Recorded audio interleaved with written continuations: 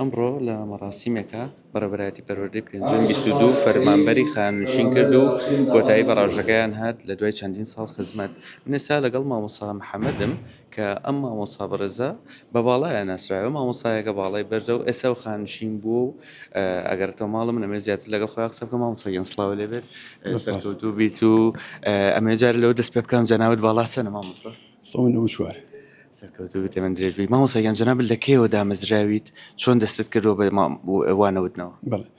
وەکو دامەزراندن ساڵی 96 دامەزراوم بەڵام لە ساڵی 91 وەرەبەی ڕاپەڕینە مەزنەکەی خەڵکی کوردستان کە شاری پێنجوێن شارێکی کەلاوە بوو دەستمان پێکرد لە ژێر خێمەکانەوە کە ئەو کاتە بڵین هاوپەیمانان دەبڕین تحالف خێمی ئەیا بە قوتابخانەکان لەژێر خێمەکان دەستمان پێکرد کە ئەو کاتە جەنابی مامۆستا ئیسماعیل بەڕێوەبەری پەرشووتری پەروەردەی پێنجوێن وەکو مامۆستایەکی خۆبەش لەگەڵمانە بوو کۆمەڵی مامۆستای خۆبەخش بووین کە هیچمان دانەمەزرابووین بۆ ساڵی ئەو ساڵە یەک مامۆستا کە دامەزرابوو ناوی مامۆستا محەممەد سەدیق حەسەن بوو کە ئەو بۆ بەڕێوەبەری قوتابخانەکەمان لە ساڵی دووەم جەنابی مامۆستا ئیسماعیل دامەزرا لە مانگی 11 ساڵی 92 دەستمان پێکرد کە ئەو خەڵکەی لەوێ بوون لەو کەلاوانەیە بە ناوی ناوەندی ئاوارەوە لە بەڕی خەڵکە هەمووی ئاوارە بوون گەرمیانی بوون کەراری بوون خەڵکی ناوچەکانی تر بوون بەشێکی زۆری ئەوان بوون بەشێک لەو مامۆستا بەڕێوەبەرانە ئێستا خانشین کراون بەشێکیان لێرە نەماون بەشێکیان ژیان داماون و لێرەن بەردەوام لە کاری پەروەردەیی. دەرسێ بە چەندە لەبە وتۆ لە پێنجۆنە؟ دەرسم بە زۆر وتۆتەوە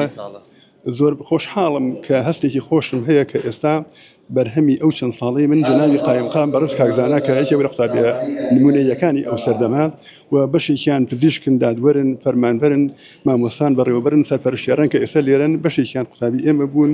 جێی شانازی منە کە توانیومە بتوانم دەرس بەوانە بڵێمەوە